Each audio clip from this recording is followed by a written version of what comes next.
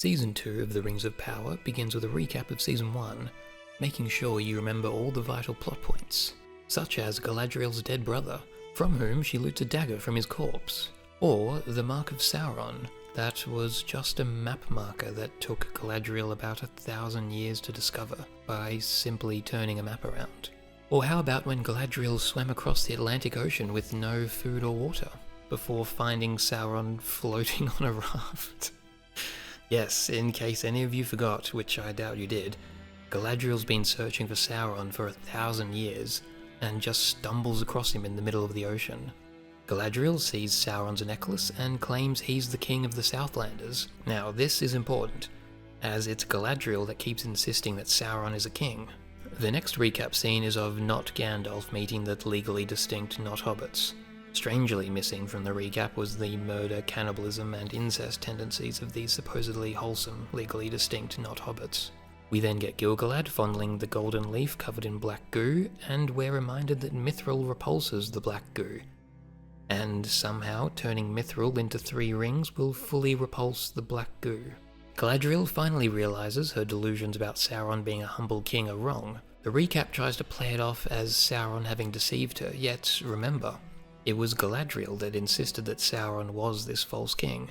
The show then tries to claim that it's Galadriel's fault that a malevolent spirit of evil who's been lying and deceiving others for the whole season of his own volition is still evil. Ah yes, we cannot forget about the magic blood sword that is not actually the sword of Turin Turambar, but the ignition key to create a volcano. That, in turn, creates Mordor. We're also reminded that when Galadriel discovers Sauron's identity, she keeps it a secret from Elrond and Celebrimbor. This recap is doing a terrible job of trying to make Galadriel look competent. She looted her brother's corpse, she tried to swim across the ocean with no provisions, she proclaimed this homeless guy king, and when she discovers the homeless guy is actually the epitome of evil, she hides this from her closest friends. Also, not once has there been any mention of her husband and daughter, Celeborn and Celebrian. Anyway, Elrond finds this soggy note, denying Sauron his false kingdom, and the 3 elven rings are shown. Vilya, Narya, and Nenya. Now, I don't think the rings were named in Season 1, so I wonder if Amazon even has the rights to use the names Vilya, Narya, and Nenya. Anyway, the final shot of the recap is of Sauron walking into the newly created Mordor, in this mid-2000s rock album-esque shot. This was actually a scene that was filmed in the year of our Lord 2022. This was a serious shot, meant to be the epic arrival of Sauron into Mordor, yet it looks so cringe. I think it's the combination of bad CGI, slow motion, his goofy smile, and the zoom out from his orange evil eye. This is supposed to be the villain's triumphant return to power. After all his struggles, he's made it back to his place of power, yet, again, this is a reason for why the scene is so cringe. Because Sauron did nothing the entire season. He followed Galadriel to Numenor, then followed Galadriel back to Middle-earth, revealed himself as Sauron, then left. You could argue he gave Celebrimbor the idea to forge rings, but even this was not beneficial to his master plan, as these are the Elven rings, which are only a positive force for good for the elves. The only arguable plot-important event he did was benefit his enemy, yet this scene makes it out as though he's accomplished some great evil deeds. There's a similar scene in Death Note, yet it works because at this point Light has accomplished a lot. Not only has he gotten away with killing thousands of criminals, but he's also defeated his archenemy, El, and now nothing stands in his way of becoming a self-proclaimed god of the New World. The episode properly begins with Sauron giving a lame speech to the remnants of Morgoth's forces right after Morgoth has been defeated, and he proclaims himself the new master of the orcs. These orcs, having survived being slaughtered by the elves, rightfully look down on this short clown as he basically says, "Many of you will die, but that's a sacrifice I'm willing to make." After saying many orcs will die for his dream, the orcs stop listening and start looking for opportunities to kill him. And it's Adar, now a new actor because Benjen Stark left the show, who stabs Sauron with Morgoth's crown, in such an obvious ploy. Adar is holding Morgoth's crown as though to anoint Sauron. The camera stays on the suspended crown, then the music swells and Adar flips the crown around and stabs Sauron as though it's some great betrayal. It's important to note that the writers said you will feel bad for Sauron, and they think this betrayal is the first successful step. How stupid do the writers think we are? This is Sauron, a spirit of pure evil. The music screams with sadness as this form of Sauron's is killed, as though the writers think they can emotionally manipulate us into feeling sorry for Sauron, the new epitome of evil. The showrunners said Sauron is a Walter White type character this season, so in their minds this scene is the equivalent of Walt's cancer diagnosis, his terrible financial situation, and his threatening of suicide when he thinks the police are coming. Sauron's body explodes in a burst of frost, yet no orcs are killed from this massive explosion. Adar picks up Morgoth's crown, and the orcs, his supposed children, start hailing him. Sauron's black goo blood leaks down into a cave. Thousands of years pass, and Sauron's goo blood has formed into some worm flesh creature, and eats a rat. This whole cave sequence is reminiscent of Gollum's Goon Cave origin in Return of the King, but unlike Gollum, you're not going to make me feel bad for Sauron. Please, stop wasting time on this. Sludge Sauron gets out of the cave and is run over by a cart. He eats the woman and takes his Season 1 Halbrand form. And what's Sauron's plan? Well, it's to go back to the orcs that killed him, even though it's been thousands of years. But before he can, he finds these peasants fleeing the orcs. This filthy-faced peasant who's just rubbed his face in the dirt says that there are other paths to take, which somehow convinces Sauron to abandon his revenge and just follow these peasants. Posca says they're sailing over the sea, but they're men, so they'll be going to Númenor, and Sauron just decides to go with them. Why?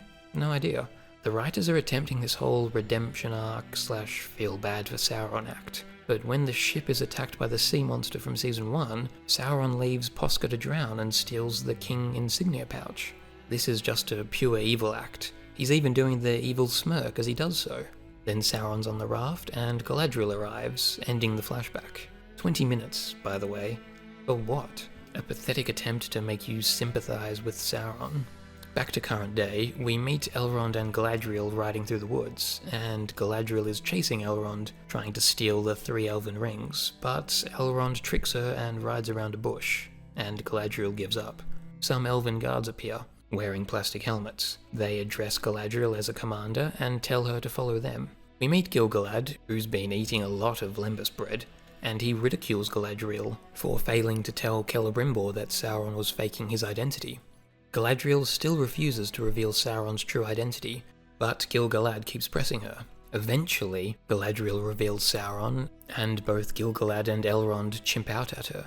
Finally, consequences for Galadriel's constant mistakes. At least the writers are finally acknowledging how retarded Galadriel is. But then she tries to turn it around and blame Elrond by calling him a failure. But how did Elrond fail in Moria? Did he not rekindle his friendship with Durin? And did he not earn a Dwarven alliance to build Celebrimbor's big forge tower in Eregion? Anyway, both Galadriel and Gil-galad want Elrond to hand over the rings. And both of them start acting a little Gollumy when Elrond points out that Sauron was working with Celebrimbor for weeks, and that they don't know the extent of Sauron's influence. Elrond doesn't trust their Gollumy yearnings and steps near the waterfall. Ooh, what's going to happen? Well, it's obvious, but anyway. The soundtrack starts swelling and Elrond jumps. Can the music calm down? It keeps crescendoing as though something serious happened. These plot points are not as extreme or sudden as the writers think. This was not deserving of a dun-dun-dun. Elrond doesn't want to give up the rings and steps near the waterfall. Obviously he's going to jump. It's not a surprise. The same thing happened when Adar stabbed Sauron. It's not deserving of this loud musical score. Back to Mordor. If that's supposed to be Mount Doom, the lava is way too high. How's Sauron supposed to forge a ring in that? Oh wait, don't tell me he'll use another magic sword key to lower the lava. These writers are stupid enough to do that. Sauron is now changed out of his black clothes and has surrendered to Adar's orcs. Waldreg is here, still alive, you love to see him. The men who swear allegiance to Adar get a brand on the back of their necks. Is this a Berserk reference? Anyway, Sauron is brought to Adar, and I'm guessing this is the whole Heisenberg goes to Tuco reference. He turns himself in to talk to the boss, feigning ignorance, and does his whole "this is not mithril." But no, sadly Sauron just offers Adar fake information about himself, and Adar locks Sauron up. Fake Gandalf makes his first appearance, and Nori still hasn't washed her hair. He's still called the Stranger, so I guess it's because they still don't have the rights to call him Gandalf? Then we see this man wearing a metal mask in the desert. That would be incredibly hot. After eating the Wef's recommended diet of bugs, they see another campfire and deduce they're being followed. So they put out their fire as though the follower hasn't already noticed them. An imprisoned Sauron chats with Waldreg, then tames an oversized pug. Then we're back to Lindon at the Greyhavens. Elrond is hiding under a bridge and Círdan is introduced. Finally, we get an elf who looks somewhat accurate to how they should in the lore. Círdan starts to chat with Elrond about the rings, but then we're back to Gil-galad and Galadriel. Gil-galad sends a message to Celebrimbor in Eregion, warning him of Sauron. Gil-galad then chimps out at Galadriel again for spending so much time with Sauron, and how they now have to depend on the 3 rings if they, the elves, want to remain in Middle-earth, free from the black goo. Gil-galad threatens to arrest Galadriel, but Galadriel calls his bluff and he doesn't, because he wants a ring. He's already entranced by them and he wants a precious. Why are they doing this with the elven rings? They're uncorrupted by Sauron and will remain so. Why are they making the elven rings behave the same way as the One Ring? Anyway, Galadriel's read the script, and not only does she know Elrond survived the waterfall leap, but she also knows that Elrond is down the shore with Círdan. Speaking of whom, we're back to Círdan and Elrond. And Círdan agrees to destroy the rings. Galadriel and Gil-galad then arrive, but Círdan sails out off-screen while Elrond and Galadriel are talking. Back to fake Gandalf, and they are trying to capture whomever's following them. The music swells, again, and the big reveal is... it's Poppy, the fat one. Another failed mystery box. Yes, Poppy, after walking across a desert, is still fat. It turns out Poppy plot device has this way out of the desert, and they make it to Rune, even though it looks just like the desert they left. It's so similar that they had to put a clip art text box over the desert to make sure you know it's a different desert. Back to Círdan on the water. The music swells as though the rings are about to be destroyed. But why bother? All these attempts to build tension, yet the show is still so slow. I know boring is a bad critique, but this show is so boring. The acting is bland, the writing is terrible, the dialogue is slow, and the plot events are non-existent. What has happened this episode? Sauron was in his goon cave, Elrond stole the rings, Sauron imprisoned himself, Nori and Gandalf ate bugs and found Poppy, and Círdan was introduced. It's been 56 minutes. You could say Elrond stealing the rings was substantial, yet he just went down the street to the Greyhavens. Anyway, in a little wave of divine intervention, Círdan gets a sign from Manwë not to destroy the rings. Then we're back to Sauron. You see, Adar had a memory of Sauron and decided to let the Southlanders go, and to trust Sauron. How convenient. Sauron then pretends to join Adar, and Adar lets him out of prison. And, sadly, sweet Waldreg, long may he live, gets eaten by the oversized pug.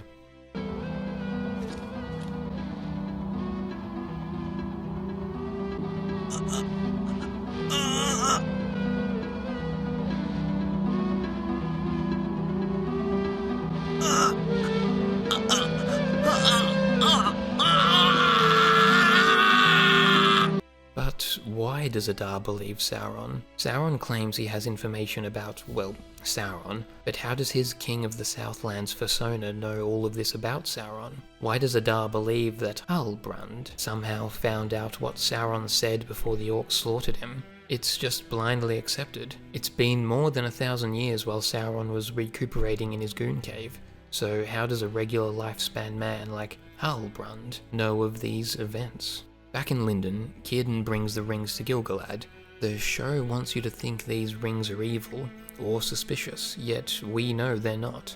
It's such a bizarre music choice, but once Galadriel and Gil-galad put the rings on, the music goes all happy, and the tree starts glowing gold. Man, look at all these fat, unattractive elves. Why? I mog every fucking elf in this show. Anyway, before Celebrimbor receives Gil-galad's warning, Sauron appears, and the episode ends. Just shy of 1 hour and 10 minutes. And what happened? Galadriel told Elrond who Sauron was, sweet Waldreg was killed, and the elves put the rings on. And that was it. That was Begbie's story. Episode 2 begins with Durin and Disa, a prince and princess by the way, just walking through a market, with no guards or care for their safety. And no one cares. No one cares that the prince and princess are gracing the market with their presence. There's a line about how they're now outcasts. But if they're outcasts, then why is no one scorning them or scoffing at them? All the extras are just mindless NPCs. Disa then has a Final Destination premonition, and a rockfall kills a handful of dwarves. And again, as the prince and princess are recovering, none of the mindless NPC extras check to see if their future king is okay. And then the lights go out and the intro begins. Is it true the intro was done with practical effects? Because it looks so fake. Galadriel has a bad dream in the middle of a war council. And hey, this guy looks pretty elven. I bet he'll die. This episode, even. He's not even given a name. Galadriel's read the script again and knows Sauron's not in Mordor anymore, and that he wants more rings. Gil-galad is such an incompetent idiot. They even made him do a Bilbo of shamefully covering his ring. Why are they doing this? The elven rings are uncorrupted. They shouldn't be having this lustful, shameful effect on the wearers. Gil-galad is such a bizarre character, usually portrayed as incompetent, but then he'll have these rare lines of normalcy, like here, saying Galadriel was deceived by Sauron before and shouldn't face him alone. In Eregion, Celebrimbor's assistant tells Sauron to leave. He refuses, and the guards do nothing. Sauron's alleged charm works on the she-elf, and she becomes smitten, wanting to care for the bad boy. Women, am I right? We then see Gil-galad's messengers, dead, killed by forces unknown. Did Sauron do that? This shot implies he did, and now knows no message from Lindon will arrive. But how? I assume he placed orcs or men along the road, but how did they know which messengers to attack? Or have they just been killing every elf? Either way, this should raise some sort of alarm, right? Characters are constantly teleporting around, so we have no passage of time. So shouldn't these missing messengers be, well, missed in Lindon? Yet these corpses are never mentioned again. Back to the Rune Desert. We see these women. I think they're the same faction as these women from Season 1? And then, is this supposed to be Saruman? Or is it some new evil wizard? It's the beard colouring, hairstyle, and eyebrows that's making me think it's a discount Saruman. I hope I'm wrong. This would be such a terrible lawbreak if Saruman was evil thousands of years before the White Councils, which take place just before The Hobbit. Don't worry, I'll go into more detail on all these lawbreaks at the end. Oh yeah, it is the evil women from Season 1. I really like Kieran Hines, but what have the directors told him to do? Why is he acting like this? He is a much better actor than this. These directors are so incompetent for wasting his talent. The masked man appears, and apparently he wears a mask to cover a leprosy variant. But don't you see? No one can give you a name. It is yours already.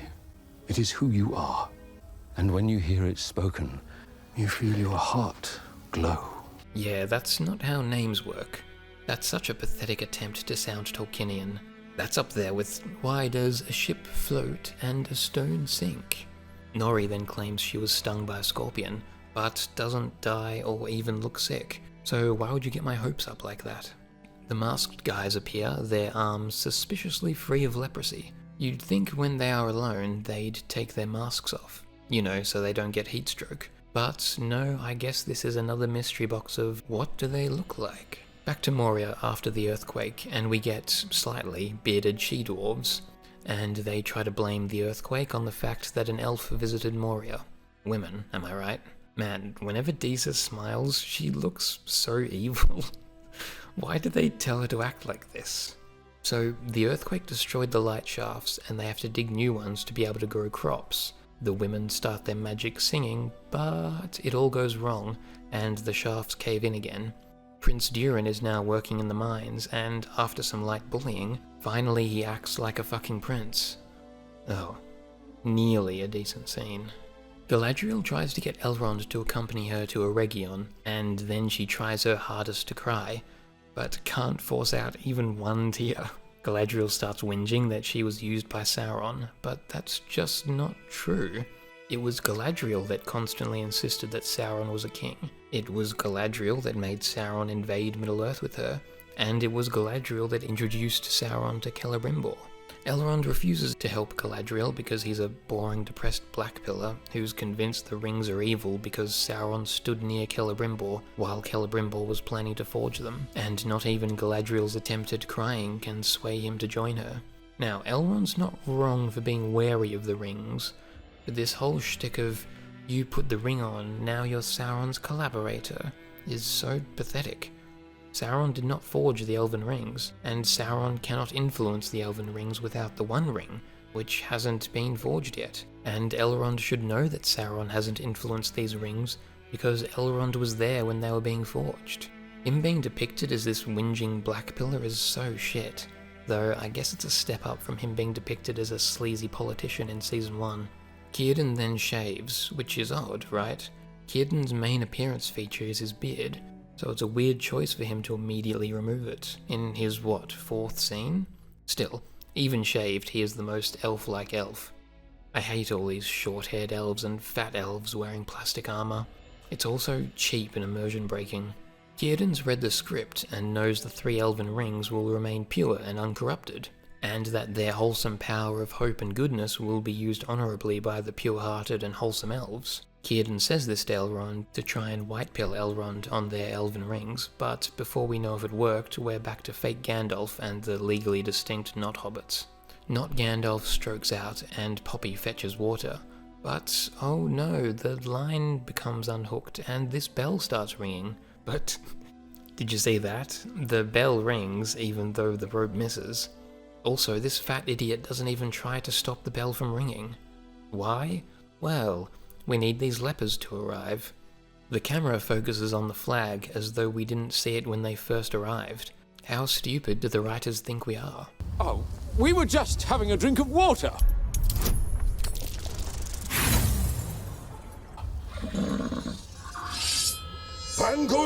Not Gandalf fails a deception check and the lepers attack. Not Gandalf picks up his conveniently placed shepherd's crook and washes them away with a magic sandstorm. But oh no, he can't control his power, and washes away the legally distinct not-hobbits as well. Back to Celebrimbor, and he's created Ithildan. The she-elf then pines for Sauron and convinces Celebrimbor to meet him, and Sauron deceives Celebrimbor into letting him stay. Oh, by the way, Celebrimbor is walking through the rain with this weird umbrella. Yet he is absolutely soaking. The fucking clown can't even use an umbrella correctly. Anyway, Sauron wants Celebrimbor to make rings for men, and takes his Anatar form. Anatar. The music goes absolutely mental, and Celebrimbor starts tearing up, as if this Anatar form is a major reveal, but it's just a clean-shaven Halbrand with longer hair and a grey cloak. So, yes, Sauron being allowed back into Eregion to forge the rings that will create the Nazgul, and ultimately lead to the death of Celebrimbor and the destruction of Eregion, is because a she-elf wants Sauron to breed her. Women, am I right? Back in Lindon, it appears Círdan's white pill worked, as Elrond is going to lead Galadriel's squad to Eregion, but sinister music plays for some reason, as though Elrond being given a responsibility is a bad thing. And the final scene is Durin getting a summons from Celebrimbor. Again, this was another slow episode. There are so many pauses in dialogue and long establishing shots, and when characters do speak, it's such long-winded, fake Tolkienian dialogue. Some of the visuals seem to have improved, but the writing and directing is still so poor, and there are a lot of CGI buildings that are obviously so. Hundreds of millions, and they can't even render some decent-looking CGI buildings. Not to mention even the terrible hairstyling of short-haired elves, and all the plastic armour the elves are wearing. Episode 3 opens with the Númenóreans in their pathetic armour and cloth sleeves painted to look like armour, in a flashback of Elendil leaving Isildur's horse in Middle-earth. The horse, Beric, then rides back to the ravaged battlefield, and kicks this orc, sending it flying into a tree. Yeah, horses are not that strong. And don't tell me this is some magical Númenórean horse, because the show has not done any work for that. The Númenóreans, and the elves, are supposed to be 7 feet tall supermen, but the show has not played into that at all, so they can't just start now with this horse super strength. Beric then finds Isildur in a cave full of spider eggs. I wonder if this will be the introduction of Ungoliant or Shelob. With the arrival of Beric, Isildur realizes he can now escape, as if he just woke up, which is very convenient. Isildur is attacked by an orc who also just woke up, but it gets eaten by a large spider. The spider instantly kills the orc, yet when it attacks Isildur with the same surprise attack, it now conveniently struggles to kill a weak, starving Isildur, giving him time to stab it and escape.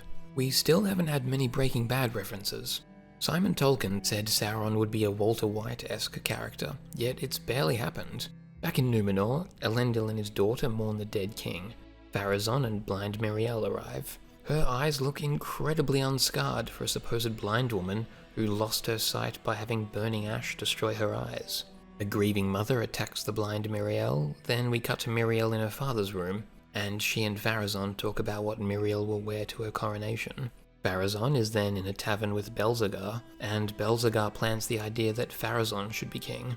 Iarion, Isildur's sister, says she may know a way to help Pharazôn. I guess she blames Galadriel and blind Miriel for Isildur's death? Her motivations for going against the Queen do not make sense, but that's because she's not really a character.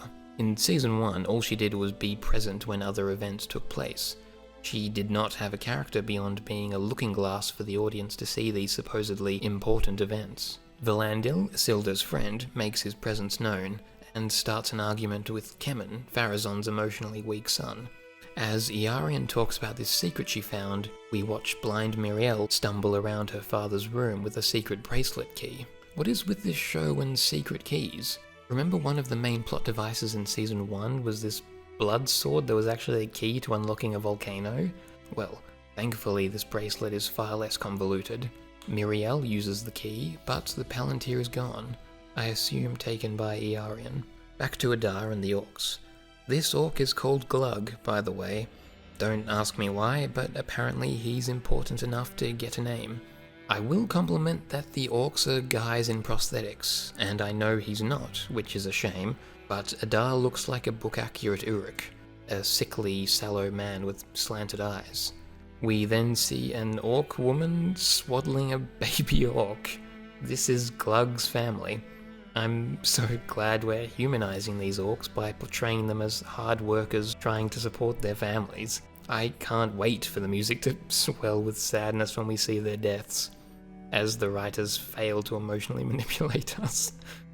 Sorry, well, no, I'm not sorry. I'll never feel bad for an orc. I can't believe that bigot Peter Jackson did not show us all the innocent orc wives living peacefully in Mordor who were all slaughtered when that villain Frodo destroyed the ring. We're then introduced to this troll, and I wonder if this is supposed to be the Mike Ehrmantraut troll, who's supposed to be the foil to Sauron's Walter White persona. Does that make Adar Gustavo Fring? Is Walter White Sauron going to turn up at Adar's lair to kill him, but Adar calls him up and says, "Go home, Walter." Is the Mike Ehrmantraut troll joining Adar just to send his spoils to his granddaughter? And who's Hank? Elrond? They are not rocks, Marie, they are mithril. And I guess Galadriel would be Skylar? The poor woman manipulated by the evil crime lord. The rings, Skylar, where are the rings? The rings, where are they? Where are the rest of them? I gave them to Círdan. I'm waiting for the scene where the Mike Ehrmantraut troll is in a refrigerated wagon protecting smuggled pipeweed from Haradrim. Man, I can't believe Simon Tolkien and the showrunners kept going on about fucking Breaking Bad. In Eregion, Durin and Disa meet with Celebrimbor and Anatar, and Celebrimbor offers the dwarves rings. Characters keep saying and emphasizing rings of power, as though it's some cool phrase with the music building up, and it's just so cringe. Durin is rightfully suspicious of Anatar, but his dumb wife believes everything Anatar says. Anatar continues to trick Celebrimbor by doing his whole Gil-galad makes you do all the work, yet it's Linden that benefits from all your labour. Have you ever read Das Kapital by Melchior?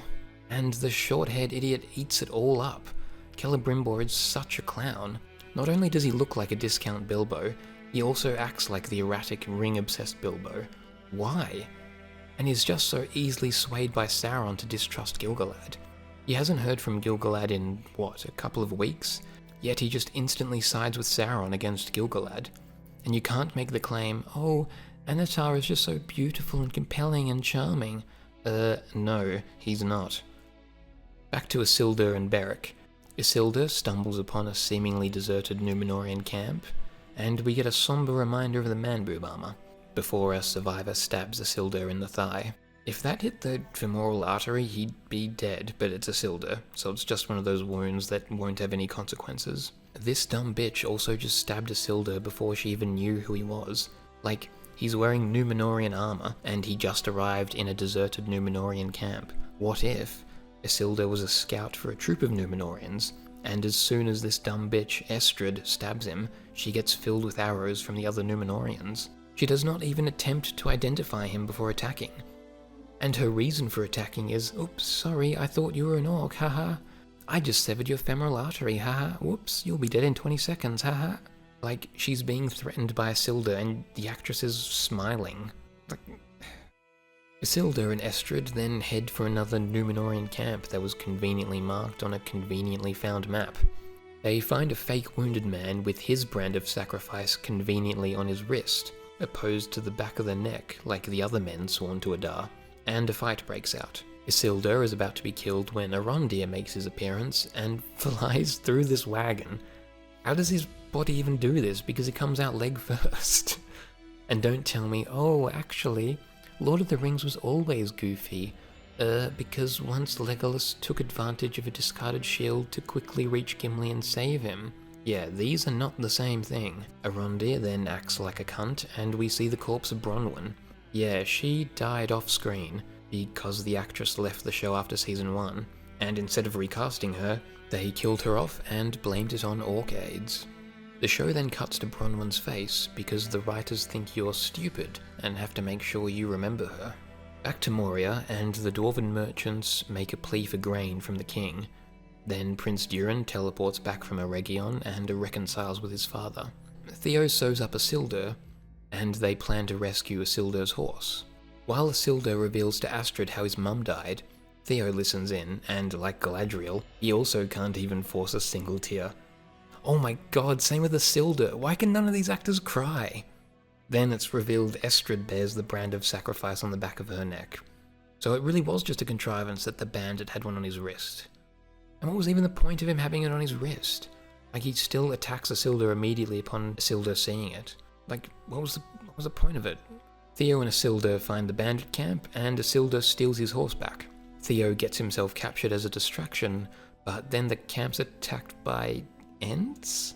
But before we find out, we're back in Númenor for blind Miriel's coronation. Someone calls her Queen of Lies, then she gives some dumb speech the writers think is inspiring, as the music starts swelling. But then Iarion interrupts and reveals the Palantir, claiming Miriel was tricked by an elven artifact. Miriel confesses, and Elendil touches the Palantir and flies across the room. People start screaming about murder and elven sorcery, and a riot ensues. But stops when a giant eagle arrives. Pharazôn walks up to it, and Belzegar starts chanting Pharazôn's name, and everyone joins in, claiming the eagle favors Pharazôn to be king. The whole sequence is so bizarre and contrived. Because the eagle is content with Pharazôn standing next to it, apparently that means he's the ideal king. What? Then we're back to Eregion, and Celebrimbor and Anatar start to forge the Dwarven rings, as the Dwarven royals, who have teleported back to Eregion, watch. Sauron imbues the mithril with his malice by squeezing it, I guess, and then puts the mithril in the forge. And that's the end of the episode. The acting is so bad, the writing, both the dialogue and the plot, is so terrible. Hundreds of millions went into the show, and it looks and feels so cheap. Let's talk about the teleporting. There is no scale of time, as Disa, Durin and Sauron just teleport around the map. Meanwhile, Galadriel's still in Lindon. She kept going on about travelling to Eregion because she fears Sauron will show up, but she's still here. So what, has she just been waiting in Lindon for months? While Disa and Durin travel back and forth from Moria to Eregion? Now, let's go on to the lore breaks. I won't go too far into spoilers, so I'll probably return to this segment either at the end of every episode, or I'll wait until the end of the season and cover all the remaining lore breaks then, and go into as much detail as I can, so we'll see. Let's begin with Sauron. In the lore, after Morgoth was destroyed, Sauron submitted to Eonwë out of fear of also being destroyed. But instead of returning to Valinor and receiving the judgment of the angel Manwë, Sauron hid in Middle-earth and returned to evil. He inherited Morgoth's will to be a Dark Lord and began to turn the men of the South to his side. Whereas in the show, Sauron wimpishly tells a bunch of orcs that they'll die for him, and then the orcs kill him, leaving him as a goo creature for thousands of years. Book Sauron quickly takes the form of Anatar to befriend the elves, but Show Sauron decides to remain in his Hullbrand form and sail to Numenor, where he just chills out making swords until he joins Galadriel and a small force of Numenorians in attacking some orcs. The show just couldn't decide whether Sauron was still evil, or if he's given up his Dark Lord ways and wants to repent, until of course Sauron reveals his true form to Galadriel, which obviously doesn't happen in the lore. In the lore, the Halbrand persona doesn't exist, so the first time he meets Celebrimbor, it's in his Anatar form. Now, onto the rings. In the show, it's the 3 elven rings, Vilya, Narya, and Nenya, that are the first forged. However, in the lore, Vilya, Narya, and Nenya are the last rings forged, and they're forged solely by Celebrimbor, with no influence from Sauron, which is why, aside from the One Ring, Vilya, Narya, and Nenya are the strongest of the rings. The rest of the ring lore is quite spoiler heavy, so I'll wait for the show to cover more of the ring forging, but I can talk about how the rings themselves behave. In the show, the rings repel the black goo from the tree, and are also prolonging the elves' immortality, but in the lore, the elven rings just prolong the life of the land in Middle-earth, like keep the trees alive and the forests abundant, that sort of thing. Let's briefly mention Pharazôn. Pharazôn in the lore is a veteran warrior who's raided coastal settlements on Middle-earth to increase the Numenorian dominion over men, but in the show, Pharazôn is just a fat, scheming Karl Marx larper. Book Pharazôn also forcefully marries Miriel against her will, which is illegal as they're first cousins, and once married he steals the Numenorian throne for himself, whereas in the show he seems to have just overthrown Miriel by standing next to an eagle? I'll stop there with Pharazôn for now, and let's talk about the Palantiri. In Season 1, Miriel claims there were 7 Palantiri, and 1 was given to her father. However, this is just not true in the lore. All 7 Palantiri were given to Amandil, Elendil's father and Isildur's grandfather, by the Eldar, as a gift for the faithful, those in Numenor who still look up to the Valar, to use to look far across Middle-earth, even upon the Tower of Avalon in Eressëa. Now, in the books, Elendil has 2 sons, Isildur and Anarion, opposed to the show where they gender-swapped Anarion and renamed her to Iarion. Now, why did they make Iarion betray the faithful and declare the Palantir a secret elven weapon? In the lore, Isildur and Anarion, like their father, are both faithful to the Valar and look after the Palantiri that Elendil bestows upon them. Why would Iarion betray her family values? This whole thing of Iarion betraying the faithful is what? Just some added family drama? It is so ridiculous. But what may be even more ridiculous is the arrival of the wizards. In the lore, Saruman, Gandalf, and the other wizards don't arrive until after the War of the Last Alliance, which is the opening battle in Fellowship of the Ring, where Isildur cuts the ring from Sauron's finger. And when the wizards do arrive, they come from over the sea from Valinor and sail to the Grey Havens, where they meet Círdan. They do not arrive in the Second Age, and Gandalf does not crash into the middle of nowhere like a meteor, as he does in the show. And he does not lose his memories like in the show either. And if this is indeed Saruman, why is he already evil? Saruman doesn't become evil until he starts reading the lore on the One Ring, which hasn't even been forged yet in the show. This whole plot with legally distinct Gandalf and hopefully not Saruman is just so insane and such a waste of time. What has happened with the not Gandalf plot? He landed, met the incest cannibal hobbits, and is now looking for some stars. Hours have been wasted on this. Ironically, hours have not been wasted on Celeborn, Galadriel's husband, and Celebrian, Galadriel's daughter, as they are never mentioned, and it's unknown if they even exist in the show. Why is this a thing? Why do we not even know if Galadriel's husband and daughter even exist? In the lore, Galadriel met Celeborn in the First Age, before she even arrived in Middle-earth, and Celebrian is important because she marries Elrond and is the mother of Arwen, and neither of them are even hinted to exist in the show. Finally, let's talk about Galadriel herself. In the First Age, Galadriel did not partake in the war against Morgoth, unlike in the show, and after the war, Galadriel was not made commander of the Northern armies, the chief hunter of Sauron. Yet in the show, she's been searching for Sauron for thousands of years. Little did she know, but Sauron was right under her feet as a sloppy goo creature eating bugs while she was fighting this troll. Why? Why did they make Galadriel a zealous hunter when her prey was a goo monster? Even if Galadriel found the goo monster under this tower, would she even know if it's Sauron? In the proper lore, Galadriel is just ruling Eregion with her husband until Anatar arrives, whom Galadriel is immediately suspicious of, unlike in the show, where she's fawning over Sauron the entire season like a proper little tsundere. And of course Galadriel in the lore is 6'4" and show Galadriel is like 5'3". I mean, all the elves and Númenóreans are tiny in the show, this is not exclusive to her.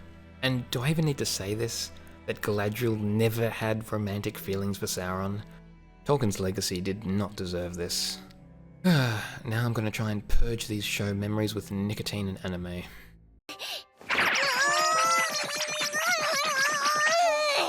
I was cured, all right.